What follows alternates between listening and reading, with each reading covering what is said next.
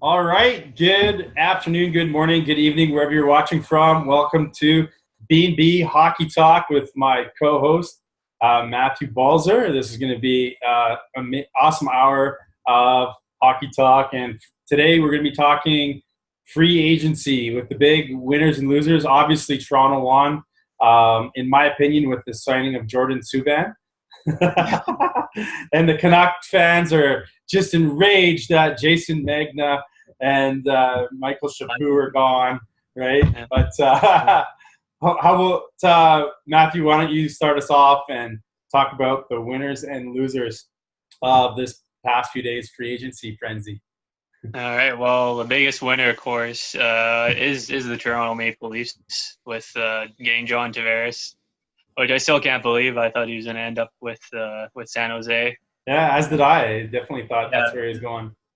Yeah. I just thought with the Sharks clearing out all that cap space and everything, but Tavares definitely left money on the table to go to Toronto, and now they are stacked down the middle with Matthews and Kadri. And their top six is good. See who else. Instant Stanley Cup contender or what? I'm still shaky on their defense. Yeah. I'm a big fan of Morgan Riley. And some of their defense. Jake Garner's hit and miss depending on how he's playing. But I'm a big fan of Freddie Anderson in that. I've always been a big Anderson fan. So being a goalie yourself, I'm going to give you that. I've always been a fan of Anderson back when he was with Anaheim. I've always been a bigger Anderson fan than John Gibson fan. So I thought when the Leafs got him, that helped them out a lot. The Leafs, especially their top six, is pretty well set. It's pretty dynamic for sure. I can't wait to see what their power play looks like. Oh yeah.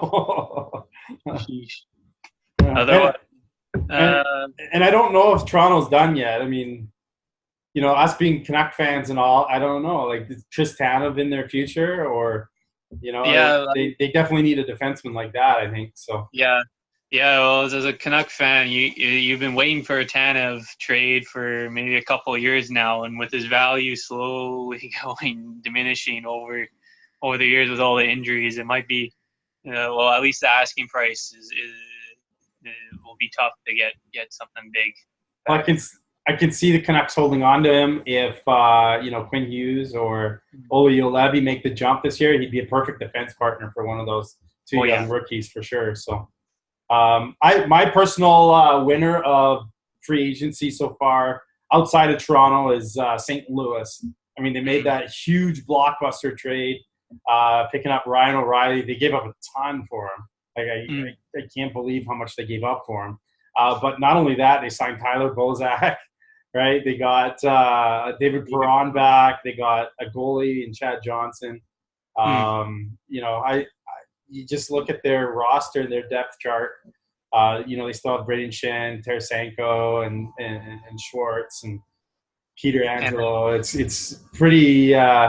Looks like they might be one of the teams to contend with for sure in the West. Oh yeah, and they'll also be getting Robbie Fabry back. Yeah, I saw he resigned today. Yeah.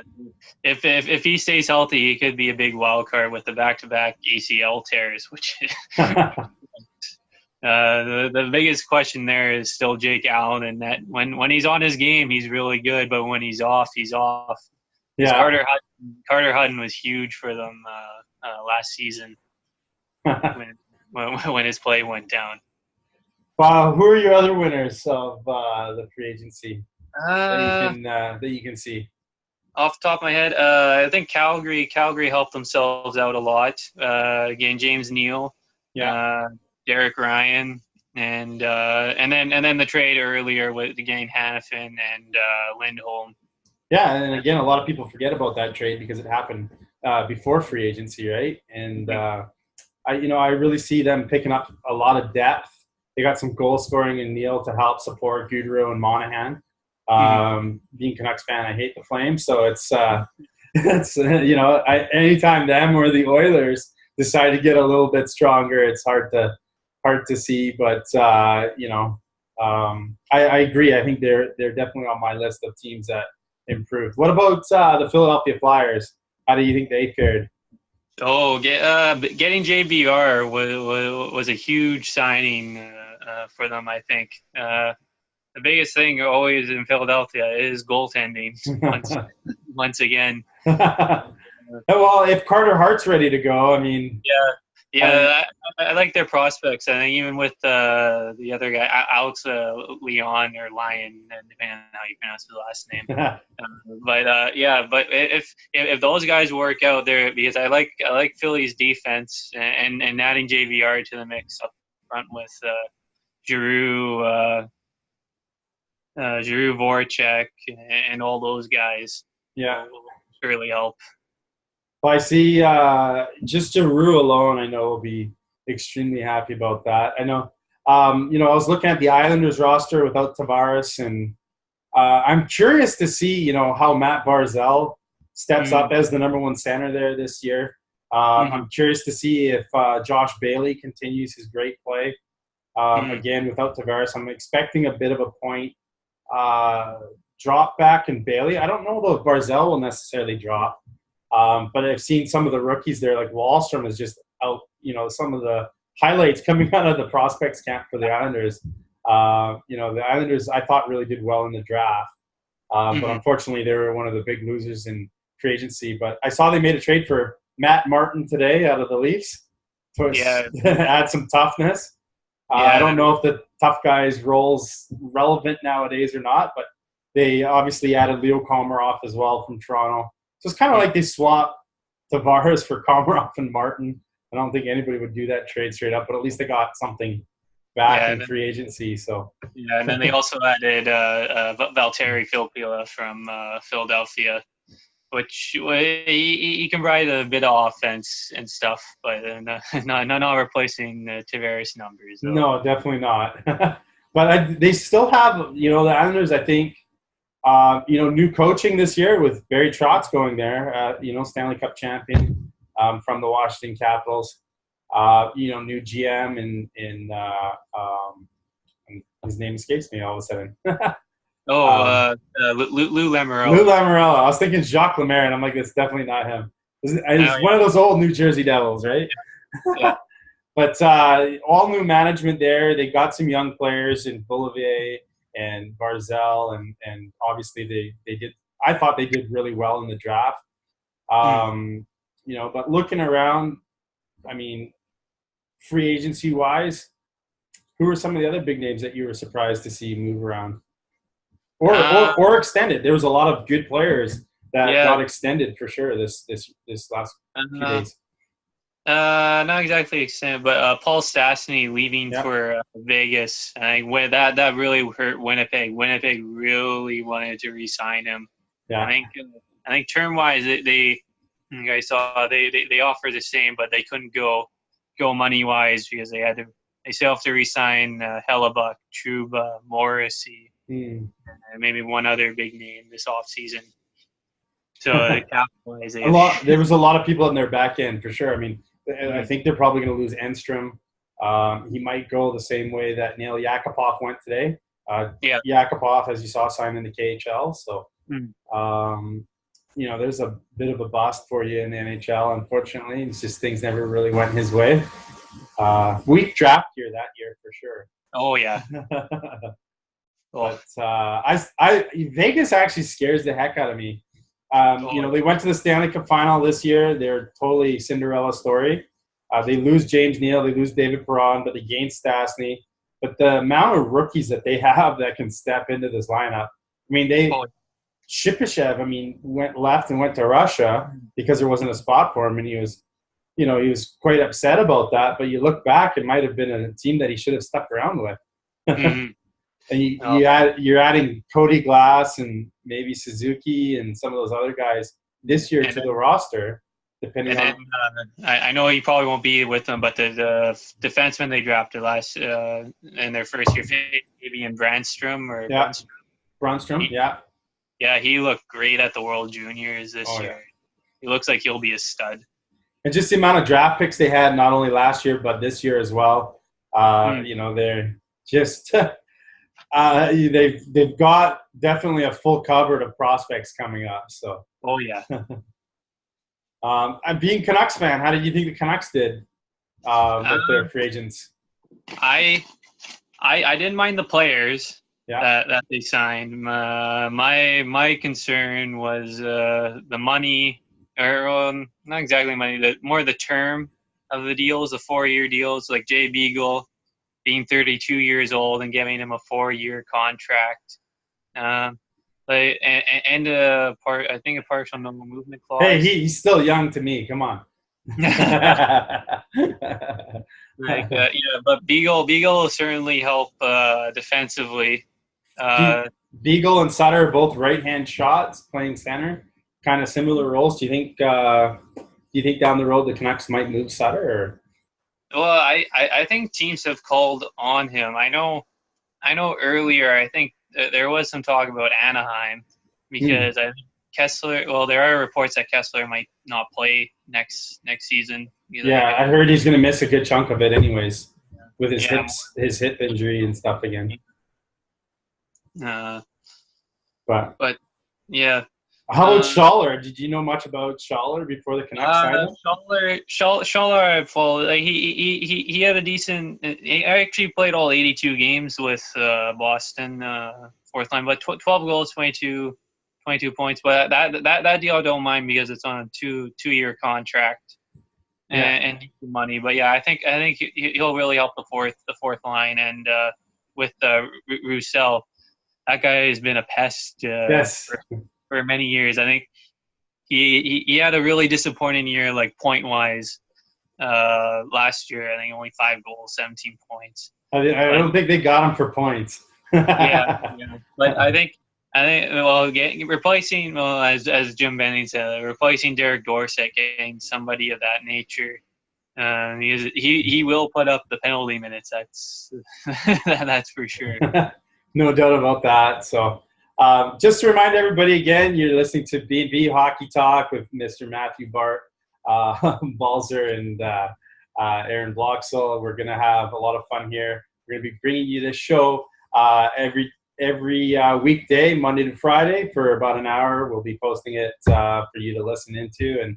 And feel free to comment below. Smash that like button, share it if you want, and comment as much as you want. And we'll take some of your comments or questions that you have and add them to our next broadcast. So for me, I mean, with the Canucks, I was a Jay Beagle fan throughout the playoffs.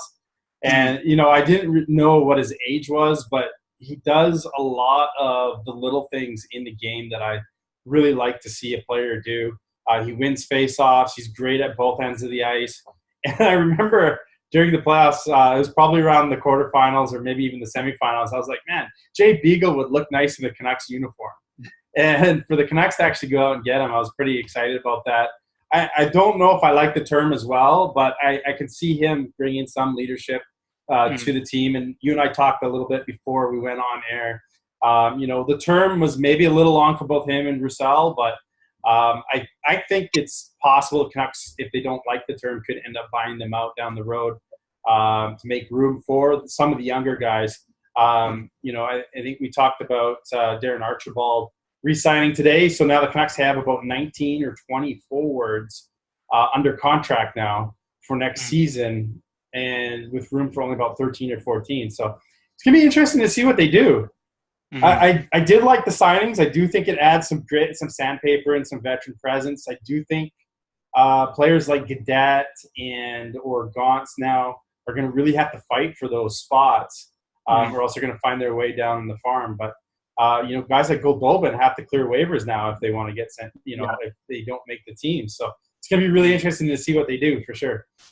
Yeah, especially Goldobin. I really hope he gets a really good shot this year, but it's like you got all these clumps of players and forwards that are sort of all on the same skill level.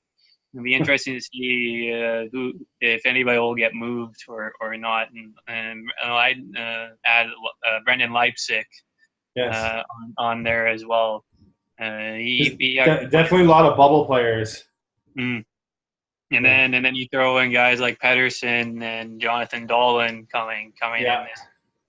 I think Pedersen for sure will play. I don't know. I think Dolan, the plan would be to keep him in the minors to start the season. But again, we're gonna, you know, I guess main camp will decide, exhibition preseason games will decide, and then depends on asset management and how they're gonna do with it. So.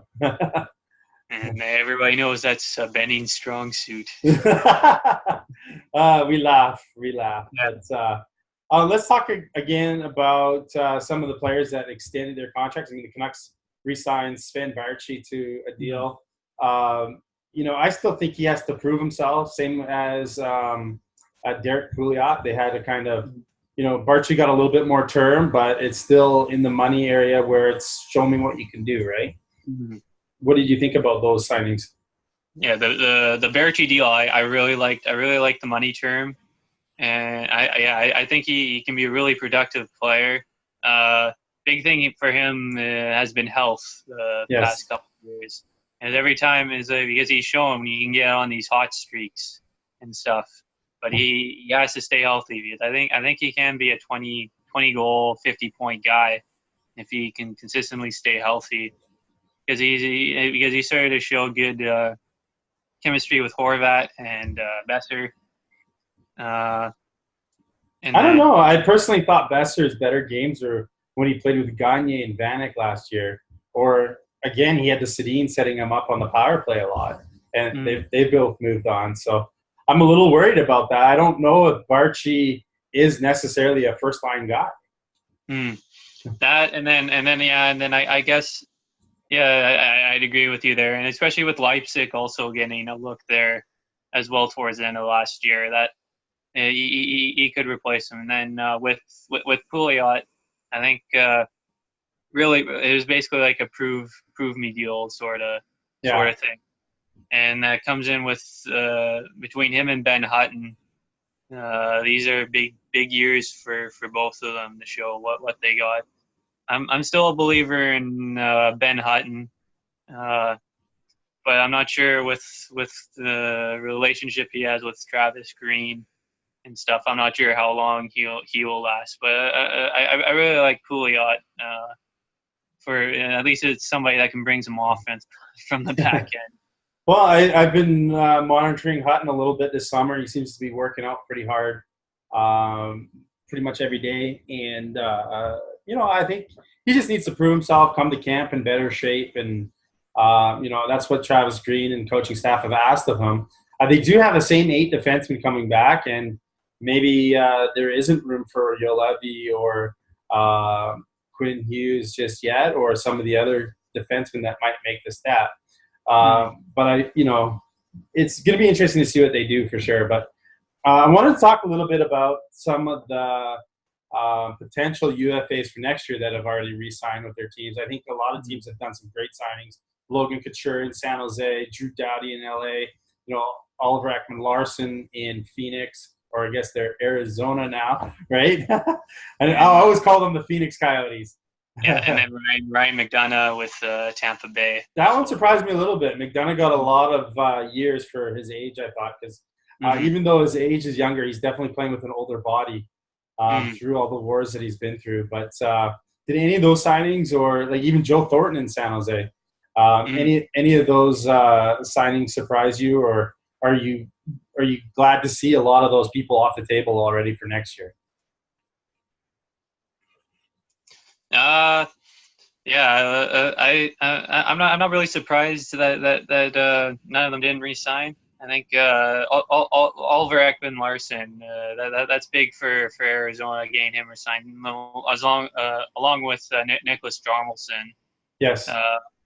Tying up that D pairing was big, but I think the biggest one, Drew Doughty getting that $11 million cap hit with LA. And that sets the stage for Erik Karlsson and his contract coming up. I saw today that the Ottawa Senators have had Erik Karlsson turn down an 8-year, $10 million per year contract offer, and they've allowed other teams to start talking potential contract with him for sign and trade. Does that surprise you at all with the mess that's going on in Ottawa right now? Or Oh yeah, Ottawa. I don't even want to, go anywhere near Ottawa in that situation. If I'm Carlson, I'm wanting to leave and get out of there. get a fresh start? Yeah. I just, being a Canucks fan, we've been picked on for the last few years about, how bad our team is and stuff. But, man, I am so glad right now I'm not a Senators or a Canadians fan with all the stuff going on there. Like, I mean, what were your thoughts when Montreal traded Galchenyuk straight up for Max Domi there? It's such a strange thing with Montreal. What's the biggest thing that's been causing them trouble over the years is getting centermen. It's like they try again turning Drouin into a centerman last year. That didn't really work out. He works better on the wing with the speed that he plays at. Then again, like I'm a big fan of Max Domi and stuff, but I think Arizona totally won that trade. If Galchenyuk can turn into a good centerman, that's a huge steal. With what Arizona has is like if you got Derek Stepan, you got Galchenyuk, if Dylan Strome can take a big step for them this year, they're looking pretty good down the middle. Yeah, I agree. Arizona's starting to shape up. I mean, going back to Montreal though, being a mess. I mean, what are you doing with Carey Price's prime years here? Like, your cup window is now with Price in his prime. If you were, Bergevin, would you be looking at getting him the waive as no trade and flipping him, or what would you do with that situation?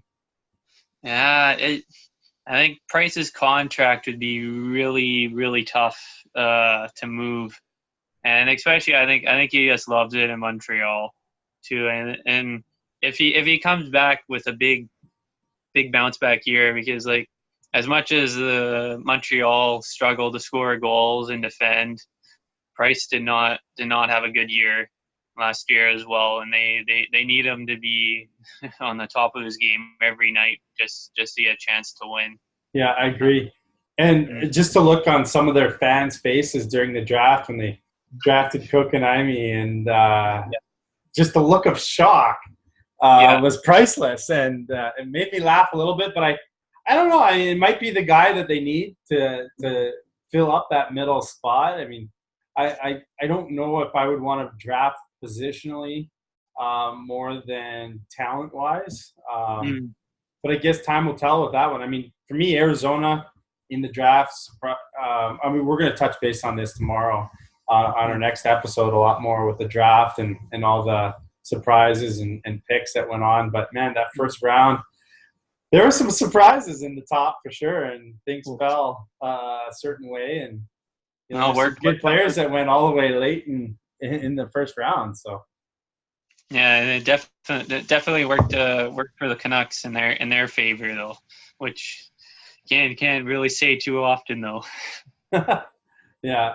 Now, just again to remind you guys, this is B&B Hockey Talk with Matthew Balzer and Aaron Bloxel, coming to you live. Actually, I guess we're not live today, but we will be coming live eventually. This is just one of our recordings. We're getting the word out there. We're letting people know. Smash that like button if you like what you're hearing, where we are just going to be talking nothing but hockey. What a great show. We don't have to talk about things like Neymar rolling around on the field. I'm disgusted by seeing stuff like that, and so glad that I'm a hockey fan instead of a big soccer fan. And, we get to see great things. So let's touch base maybe a little bit on the Stanley Cup champs, the Washington Capitals. They made some key moves since they've won the Stanley Cup, and they've also lost some key pieces to that puzzle. How do you foresee them with what they've got done so far in the upcoming year? Do you think they have a chance at repeating, or where do you see them at? Well, with the parity in the league, it's so tough to repeat. For the most part, like the roster will be the same. I think they only lost Grubauer, Orpik, and Beagle. And they still might re-sign Orpik from what I hear once he's bought out over in Colorado. So yeah, I think the biggest thing they still have to find a backup goalie to replace Grubauer, and he was huge with Holtby struggling through the year. But I think their top four defense with Kempny, Carlson, Orlov, and Niskanen, they're all still together. Yeah, and I really like them. And then they're still strong down the middle with Backstrom, Kuznetsov, and Eller. So I think the biggest thing will be the structure with Barry Trotz leaving, how that will affect their play. Yeah, they've got the new head coach there, who's not a new face to them, which is good. I don't know. I see them. I was surprised they were able to keep Campney, and it didn't look like they were going to keep Devontae Smith-Pelle either, but they were able to find a way to keep him. And, they lost Jay Beagle, but, man, they're still strong down the middle, like you said. I have a hard time. There is some great competition, though, in the East. We've talked a little bit about Toronto and their three centermen already. What about let's talk about Pittsburgh Penguins maybe for a little bit, because as you know, anytime Pittsburgh seems to win the Stanley Cup, they go through Washington, and Washington had to go through them this year. So that's just a crazy division to get out of. What did you think of their free agent moves with Jack Johnson and what they did? So. Jack Johnson, it really helps their defense. Also bringing in Father Time, Matt Cullen, bringing him back on a 1-year deal. But yeah, I think a big thing comes Father down to Time. Easy, he's the same age as me. It's great to see. It's great to see the guys my age still playing, right? Yeah. Yeah, and he still has a lot left in the tank, and he still had a pretty decent year with Minnesota last year. Yeah. But yeah, I think a big thing is they'll need a big bounce back year from Matt Murray, in that he was a bit inconsistent. If he gets back to the play where he was in the playoffs, that'll be big. I think not having Fleury there hurt.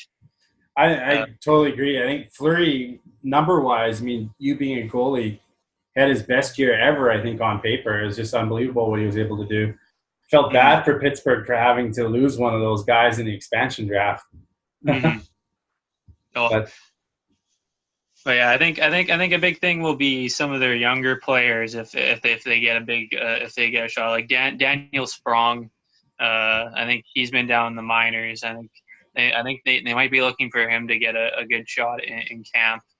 But I think they down the middle they're good with Crosby, Malkin, Brassard. Yeah.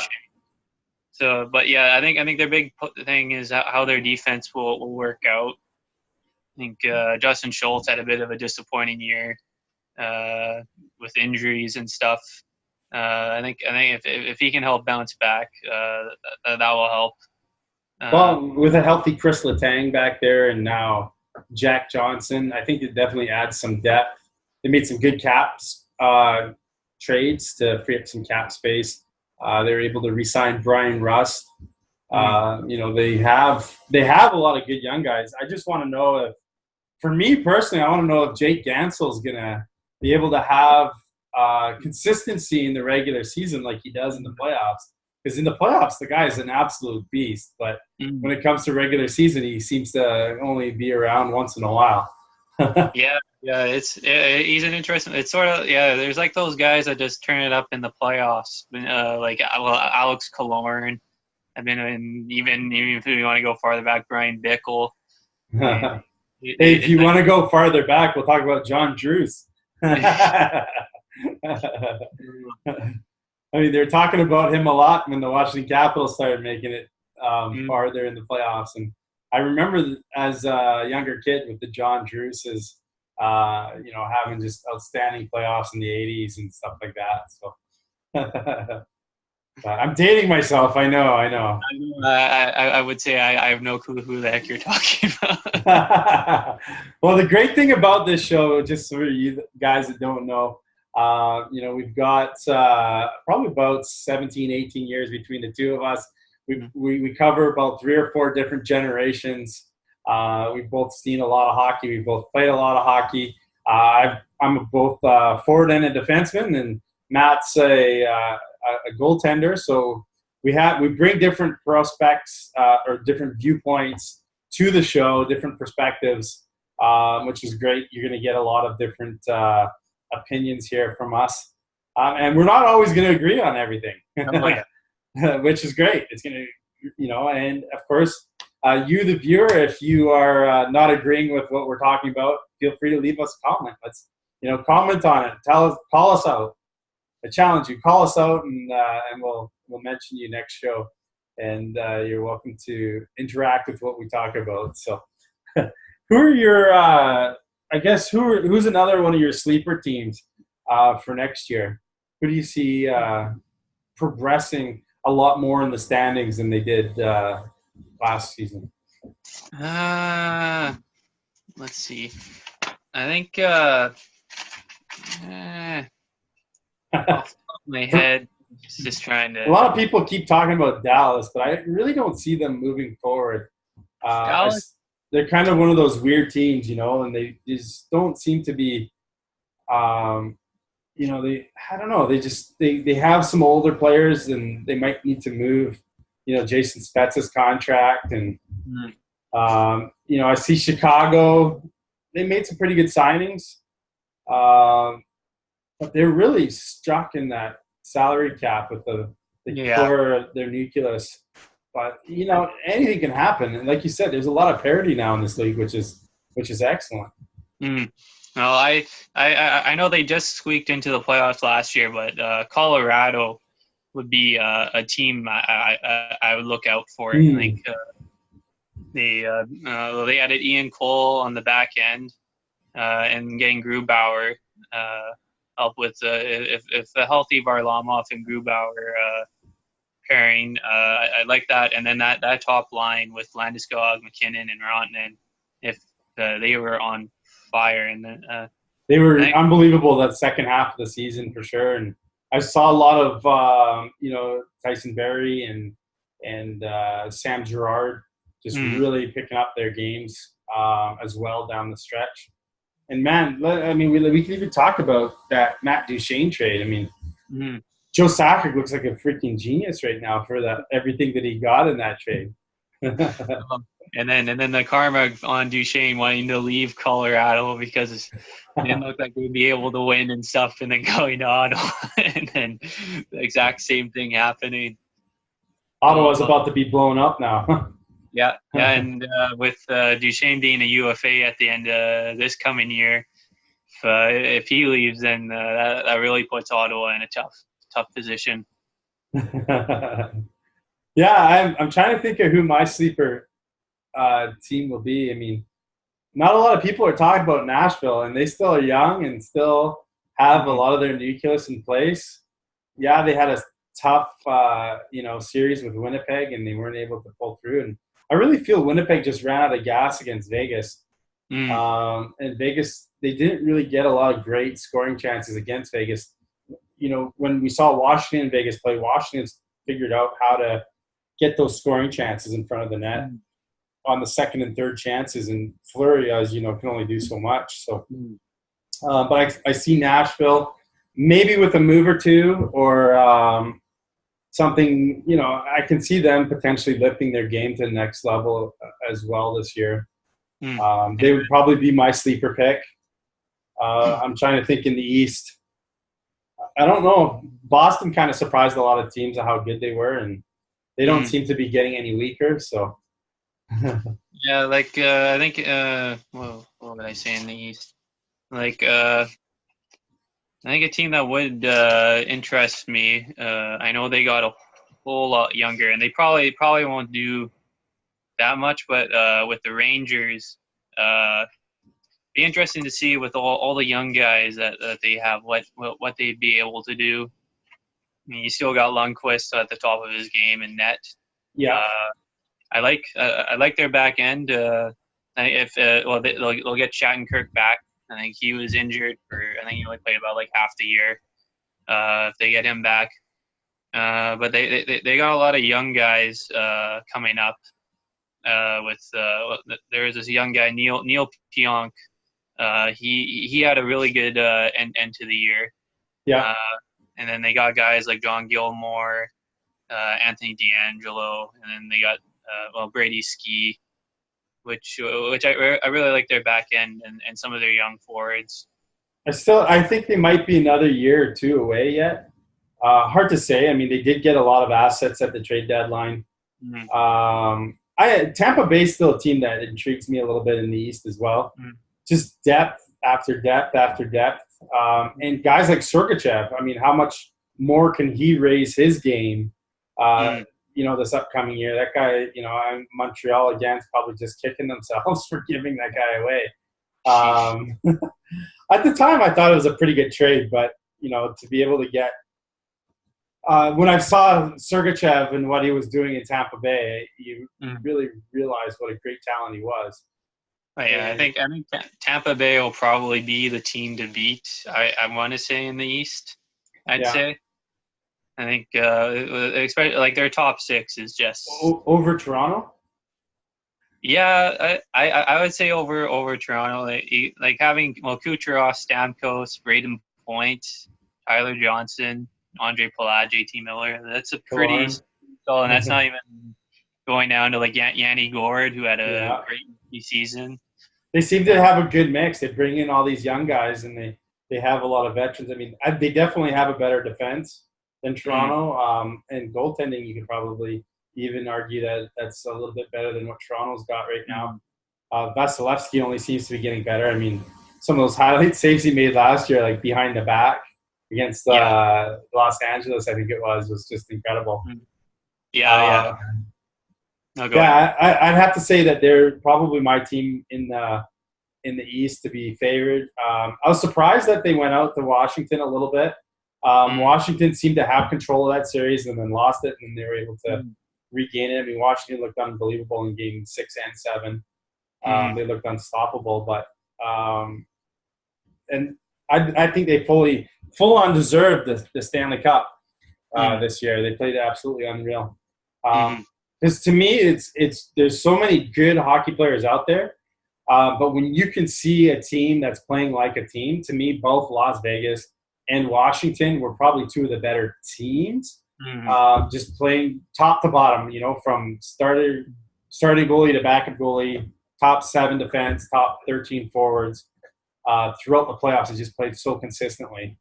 And, it was nice to see that. It wasn't, the superstars stood out when they had to, but it wasn't like basketball where one player can absolutely dominate and carry a team on their back. So I love to see that a team actually does that. So, so for me, I'd have to say I'm going to go Tampa Bay in the East next year. In the West, probably St. Louis at this point, although I might have to change that to see, when we see where Erik Karlsson might end up. I still think San Jose might have a say in that. So, I think Tampa Bay in the East, and I think Winnipeg would be my pick in the West. They got so much depth, and everybody's young, so they look poised to go to the Cup final this year. Well, they got a lot of experience under their belt now, for sure. So, it'll be interesting to see what happens. So, so again, you're listening to B&B Hockey Talk. Matthew Balzer, Aaron Bloxel here. And hit the like button, hit the share button, leave a comment. We'd love some fan interaction. We're going to be here Monday to Friday with you. And we're going to be talking everything hockey. So, we have a little bit of time still tonight. So why don't we talk about let's talk a little bit about the draft. Okay. Where to start? Go for it. Well, I think the Canucks getting Quinn Hughes, that was a huge surprise that he was able to drop. I I think with thought for the sure Detroit was going to get him. oh yeah. Well, I think once when Zadina dropped, it's just like Detroit's not going to pass on a European sniper. So, but yeah, the big surprise with Montreal taking I forget his name. Kokanemi. Yeah, and then Arizona taking Hayden. I think Yeah. that was the other big shocker. It was just like The Hayden one was the one that surprised me. I was like, I didn't even hear that guy in the top 15 when they were talking yeah, about draft predictions. So yeah, it's like that came out of nowhere. So it's like as soon as he got taken by Arizona, I was just like, well, there's no way Detroit's passing up on Zadina. And I still can't believe he dropped as far as he did. It's just, but yeah, as soon as I knew the Canucks had their first choice of that second tier of defensemen in the draft, I was pretty pumped that we were able to get Quinn Hughes. I think seeing him play at the World Championships with the U.S. youngest player at the World Championships. So Yeah, yeah, I think that was big for his development playing against all the top NHL guys there. do you see him being NHL ready this year, or where do you see him going? Do you think he's going to go back to university, or is he going to sign the contract and play in either the farm or for the big club? Or It will be interesting. I think I put him along the lines of like Charlie McAvoy with Boston. I think that's been the biggest comparison. I think McAvoy he took one more year, and then I think he signed at the end with the playoffs, and then he joined them. So I think he could be ready to play, but you don't want to rush your prospects. So it could still be another year off. well, can you, and not to jump too far ahead, but imagine if the Canucks somehow don't make the playoffs again this year and win the draft lottery. We No, could see a couple of Hugheses on the Canucks. no, it'd be perfect like, losing the Sedin twins, and then you automatically replace them with the pair of brothers. Would be perfect. That would be unreal if that played out that way. I can't imagine if that happened, but you never know. I mean, if you don't make the playoffs, you have a shot at that lottery pick that, like we've seen over the last few years. But, what about, let's talk about the prized possession of the draft. Rasmus Dahlin. How great of a player is this guy going to be for Buffalo? And is he going to actually help Buffalo? Oh yeah, he is going to be an all-star defenseman. As you talk about, like your Erik Karlsson, your Drew Doughties, and stuff. He is going to help turn that franchise around, especially Buffalo's defense. I think that, like outside of like Rasmus Ristolainen, they have not had much offense or help on their back end. So that will be huge. Getting that everybody's looking for that franchise number one defenseman, and usually the only way you can get it is through the draft. So that will help them tremendously in the next year. Well, I think the trade they made, like I said, with St. Louis, they got a ton of assets. I mean, you bring in Patrick Berglund, Sobotka, and their first round pick from last year. Can't think of the guy's name. It's like Tage Thompson. Tage Thompson. Plus a couple of picks still. That's a big haul for a player. I mean, Ryan O'Reilly is a great player. I think he's a great two-way player. But Patrick Berglund is probably pretty close to the same type of player. And you're adding all these other pieces. You got Eichel, who, as we know, can absolutely score. And now you got Dahlin leading that power play. I think Buffalo is probably going to see a bit of improvement this year. And thank God. I mean, they need to. Oh, yeah. And then depending on how Casey Middlestat does. Forgot about him. And then I'm not sure if Alex Nylander if he'll make the team or if he still needs time. Yeah, I think Casey Middlestat will for sure be playing this year. Yeah, I like them up front. Be interesting to see how their goaltending does with Carter Hutton And then they'll be looking for a big year from Linus Allmark, who's been down on their farm for the past couple years. I saw, if I'm not mistaken, I'm just going to quickly have a quick peek. Somebody signed today with as a goaltender. I think it was the Islanders got somebody. Yeah, Robin Lehner. Yes. Yeah, and that's a big big signing for the Islanders since Halak's gone there. So Buffalo, yeah, they've retooled definitely. They've lost their goalies. They've got some youth coming in. Svechnikov, what do you think he's going to do in Carolina? Oh, I think he's going to have a huge year. I like what Carolina has with their young forwards with Aho and Teravainen. Still not sure what they're going to do because Jeff Skinner and Justin Falk, both their names have been rumored for trades. Yeah, but they got Dougie Hamilton there now, and yeah. And even though I'm glad to see Michael Furland gone from Calgary. Well, who's I mean, if Carolina relies on Scott Darling all year, I think they're in the world of hurt. They're going to be in the world of trouble. But yeah, I mean, they're another team. I think Svechnikov, though, he's going to have a big year as far as goals go. For sure, that's what I was thinking too. Yeah, with Carolina, and that's sort of like along with the Islanders giving Leonard that 1 year deal, they signed Peter Mrazek on a 1 year deal. And I think both of those guys are both really good goalies. I think Leonard, I'm actually really curious about Leonard because I think he has put up good numbers. It's just that he's played on a bad team over the past couple of years. So especially he's a big guy. He's a big guy too. So. Yeah, especially with the Islanders, it's like their problem wasn't putting the puck in the net; it was keeping the puck out.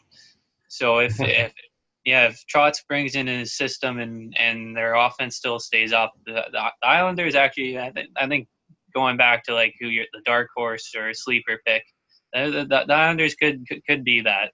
Yeah, they still have a lot of depth up front for scoring, and they re-signed Thomas Hickey. They got some goaltending now. I still think they're a couple pieces away, and I mean, obviously losing a superstar like Tavares just is irreplaceable. But they have up-and-coming superstar like Barzal. And Barzal had more points than Tavares last year. He had like 85 or 87 points, which absolutely was great for my hockey pool.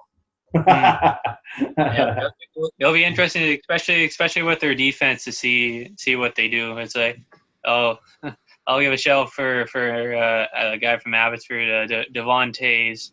I think he's one of their top defensive prospects. I think he had a shoulder injury, but he was an all-star in his first year in the A.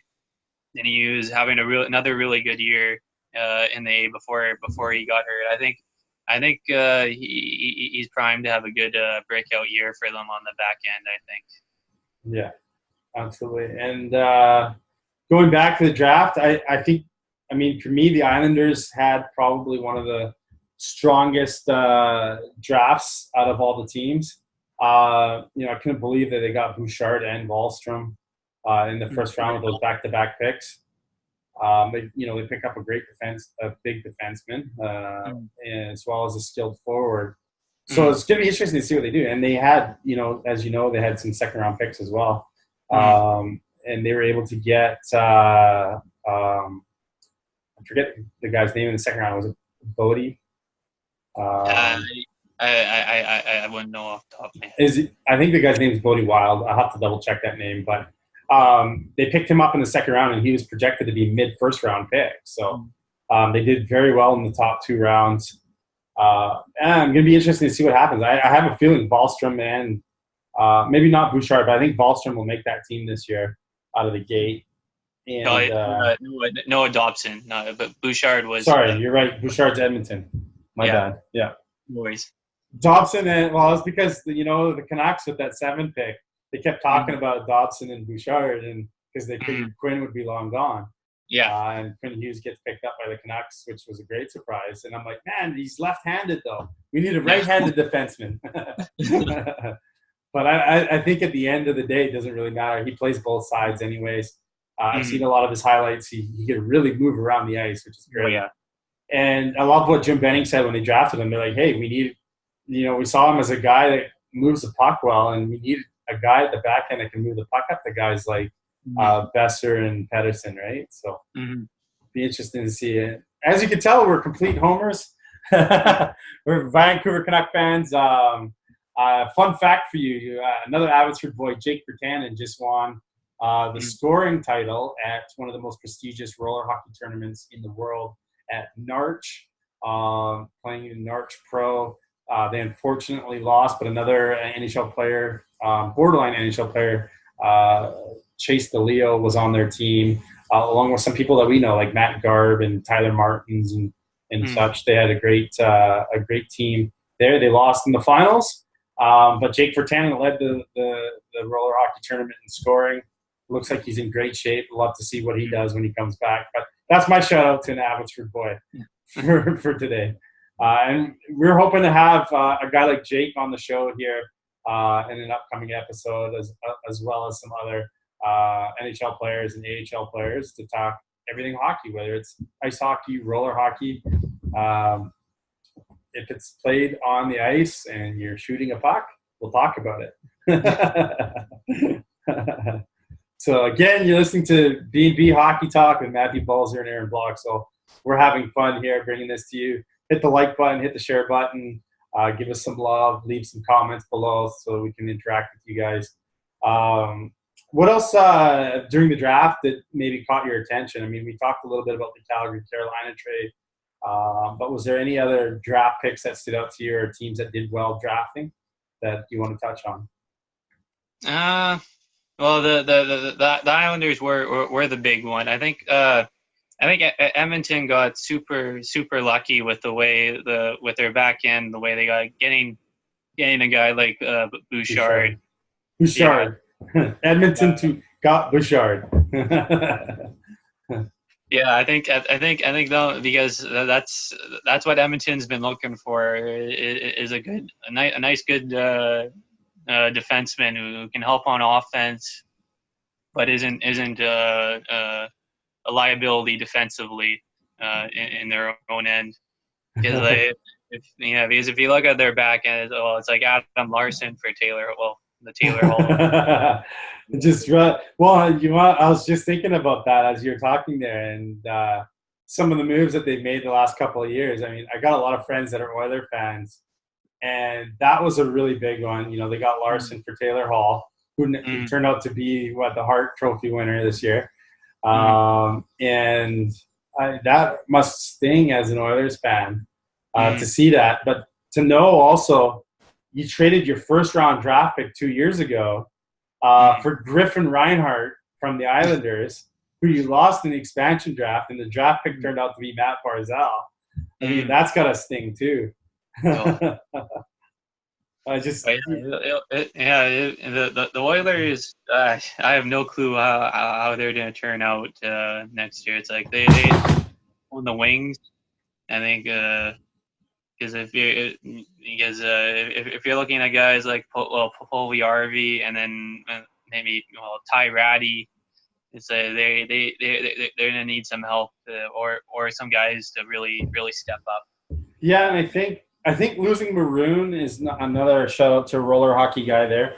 But losing Maroon doesn't hurt them as much because they have a lot of players similar to that style. You already have Lucic there. You have Zach Kassian. You have those types of players. How many of those players do you need? And one of the knock on the Oilers is their speed outside of McDavid and Draisaitl. Their forward speed was a little bit on the slow side. But you lost a guy like Jordan Eberle again, and that's a guy on the Islanders we never even talked about. And so I'm curious to see what the Oilers do. They have so much salary tied up in those top few guys. I'm curious to see what they do as well. I think the biggest thing, like the goalie that they signed from the KHL, Mikko Koskinen, paying him $2.5 million for a guy that has like next to zero NHL experience, and so he could have used that money to help somebody sign somebody up front. Though I didn't mind their signing of Tobias Reeder. Yeah. I think. Yeah, I think he's a good left wing, right winger. You can play either side and bring some speed to your a little bit of speed to your team. So Yeah, because I think that's like an upgrade on a guy like Camilleri, who they brought in and didn't really work out. well, at the end of the day, they ended up. I guess UC Jokinen went through a bunch of teams, and no one's obviously picked him up yet that I know I, of. I actually wouldn't have minded if the Canucks brought Jokinen back. Though I know Benning said they weren't going to re-sign him, but he actually started. He was pretty productive At the end of the season. And if you want to talk about veteran leadership, I think they could have got him on a pretty cheap deal. I was a little sad they didn't sign Thomas Vanek. Yeah. It would have been fun to see him back in the Canucks uniform, but I don't think they were willing to pay him $3 million a year like he got in Detroit. I was happy to see that he got that because obviously he played for a little less last year and had a very productive year. I mean, he just even with Vancouver, he had a lot of points, and then in Columbus throughout the rest of the season in the playoffs, he was able to consistently put up points there as well. But, I came to really appreciate his play because it's like you hear all this talk about he's lazy or his plays like up and down, but he's actually a very, very smart hockey player, and I think he was a big part of helping the Canucks power play and helping Brock Besser as well. Yeah, with his play. Talking about a little bit of mentorship there, right? He really you hear from Besser about Gagne's mentorship and Vanek's mentorship and what that's done for him. It'd be interesting to see with guys like Beagle and Roussel and Sutter and all these veterans now that they have in their lineup, who's going to provide that. I still have a feeling, and from what I'm hearing, the Sedins are going to still be hanging around the rink a little bit. So I think between if they are there, you still have Trevor Linden around the rink. There's a lot of leadership still in that organization that whether you bring in a player or not. So I wasn't sure. I guess sometimes it's better to show a player rather than tell a player. So that they're able to copy what you do on and off the ice. And I think that's what they're going to be counting on those veterans for sure.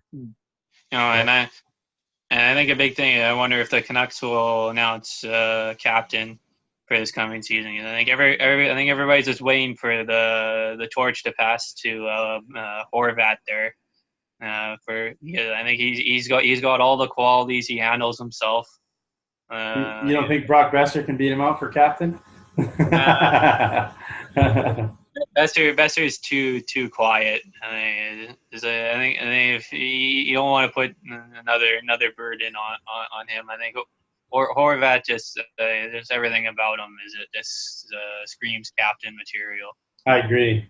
Yeah, I was curious to see if they were going to slap the C on Alex Edler for a season or two until his contract's up, just because he does bring a lot of leadership. And I was really surprised at the way Edler's finished the season. I know a lot of Canuck fans are hard on him, but he was by far their best defenseman down the stretch last year, and Travis Green really relied on him. And I actually made the comment to some friends as we were watching the game. I was like, man, this is probably the best I've seen Edler play in like 5-6 seasons.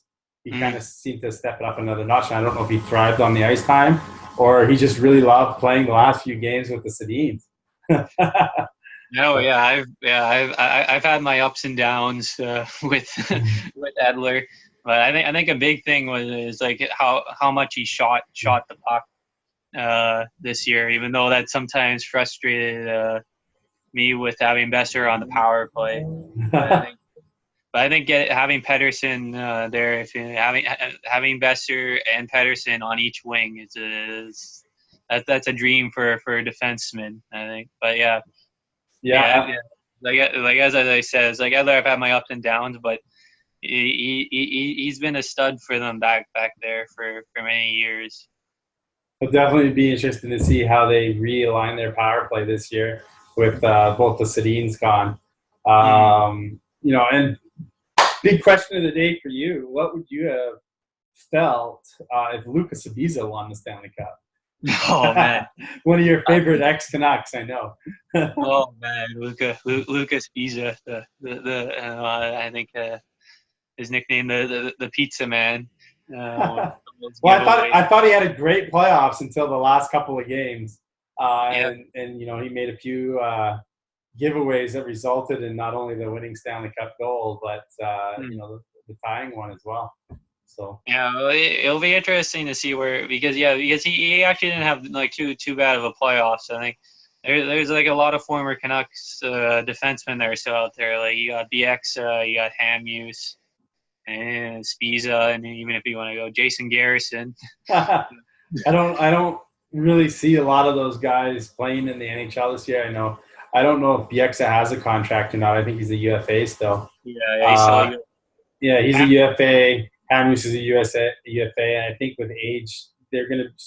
I think somebody will probably pick up a couple of those guys. I don't see Garrison though getting a contract. Sabizza might be back in Vegas. I can see them maybe picking him up for one more year. Mm-hmm. But there's definitely a lot of ex-Canucks floating around there. So it's kind of a good thing. You're rebuilding properly when. Yeah. For sure. So, well, this has been fun. We're pretty much nearing our hour. I'm going to leave the last word to you, and then we'll wrap it up. So, any topic, go. Let's see here. I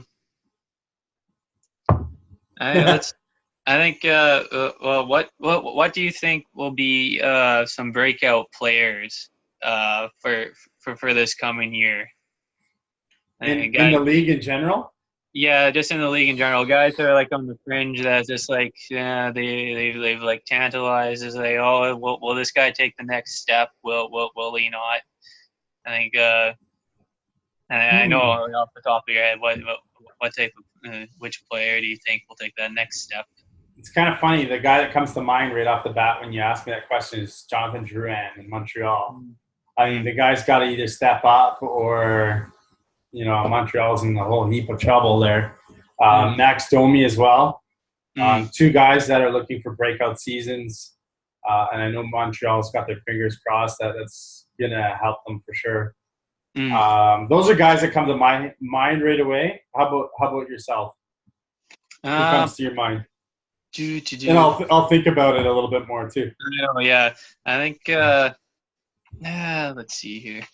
Just trying to I know. I think with Calgary, I think they got like, well, if Matthew Tkachuk can continue, I think with Sam Bennett, I think that's a guy that I'd be interested to see how he will do. If he can finally take that next step to be a 20 goal, 40, 50 point guy. And live up to his draft stock because he's shown promising play off and on, but so far he hasn't. I'm gonna say Florida as well. Their top line or some of their top line players, Danilov, Barkov, Huberdeau. I want to know if they can sustain what they did last year. I know Huberdeau could probably bring it up to another level. I don't know if Barkov and Danilov can continue the pace they're going and/or lift that to another level. I'd be curious to see what Florida did there. I know they're still kicking themselves for somehow letting Marcia Show and Riley Smith both go. I mean, here let's trade you a star player for another, so that you pick another star player off our roster. Like both those guys were having breakout seasons in Florida, and they had their breakthrough season in Florida and then absolutely just, destroyed it in Vegas last year. Though it was nice for them getting Mike Hoffman through those through San Jose. that will really help their top six for sure. And I think Ilya Kovalchuk is going to be somebody I want to watch in Los Angeles. Everybody automatically assumes he's playing with Kopitar, and maybe he is. I'd be really curious to see how that works because LA, as you know, just absolute struggling for goals every year for the last decade. Great goals against, And they showed it. I mean, that series between Los Angeles and Vegas was unbelievable goaltending. And I was curious to see how that plays out with Kovalchuk there, because you definitely know Dustin Brown's taking a step backwards this year again. I can't see him having a year like he had last year. And if you want to talk about a guy that I think can go to another level with him, Tyler Toffoli, I think that guy has the potential to be as 35, 40. They're paying him like he is, so he's definitely helping tie up a lot of contract there. So hopefully he does break through for sure. Yeah. I think with him and having Jeff Carter healthy for an entire season, I think that will really help him. I think he's shown that he has that potential to be a pure goal scorer, especially against the Canucks. He always seems to score against the Canucks. Well, they missed him a lot last season, and I can see, if they put that 70s line back together, Pearson, Toffoli, and Carter, that for a full season, because Tanner Pearson really had an off season last year. He was playing on different lines all year until Carter came back in the playoffs. And Carter really brings stability, size, and all that down the middle there in Los Angeles. So it'll be interesting to see if they can stay healthy. It's amazing with the parity in the league, just being able to stay healthy, what it can do to a team finishing in the playoffs or not in the playoffs. We're starting to see that more and more now, year after year. So. It's just like with injuries, like with Chicago, like when Corey Crawford went down, that really hurt their play, because I think Chicago could have probably been one of those wild card spots if Crawford had been healthy for the entire season. Yeah, it's just crazy what one injury can do for you. How about Brock Besser? You think he would have been Rookie of the Year if he didn't get hurt? Ooh. He would have been he would have had to get to 40 goals, which he was at 29 when he got hurt. So it would have been close. But if he had gotten 40 goals, I think he might have pushed Barzal. Barzal he really excelled at the end of the season for sure. Yeah, I think it's like every time I watch Barzal, it's I probably knew he was going to win the Calder. Another just the way he can do things at his speed. Yeah, it's amazing. He's got the speed, skill, shot, smarts, passing. Clayton Keller's another guy I'm interested to see if he can repeat what he did last year. Obviously had a great rookie season. There's a lot of pretty good rookies last season, and I'm curious to see who the front runners for the Calder will be. And I would suspect Rasmus Dahlin to be right up there, but you never know. And I think sort of to go along the same lines as Clayton Keller, I think Mitch Marner, if he can repeat the same thing that he had mostly in the second half of the season with the Leafs, the way he was able to play, it's like if he can get to that 70, 80 point level, the Leafs will be really well off with the way he plays. Well, I'm pretty sure with JT as his centerman, he's probably going to have quite the year. I can see Marleau, Marner, and JT, John Tavares together, Matthews, Nylander, and I think it's Zach Hyman, right? So, those two lines alone, and having Kadri as your third line center is not bad.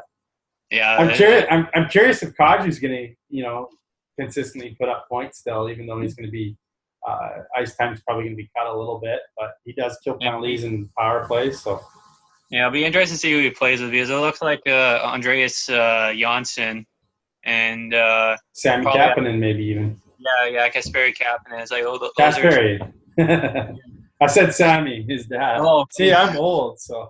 because those two guys, especially Janssen in the Calder Cup playoffs this year.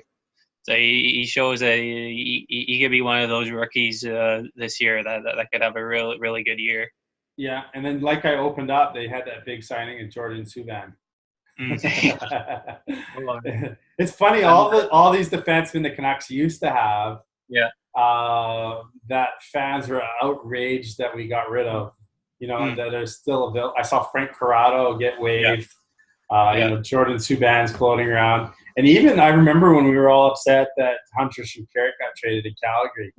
And, we got Michael Granlund, Marcus Granlund. Marcus Granlund from Calgary for him. I mean, so far it's turned out all right, and Shinkaruk unfortunately hasn't turned into the player everybody thought he was going to be. But I think fans in Vancouver just need to settle down. Sometimes it's hilarious listening to some of the fans in this marketplace talk about the players. So it makes me laugh. A lot of the sport talk shows in Vancouver.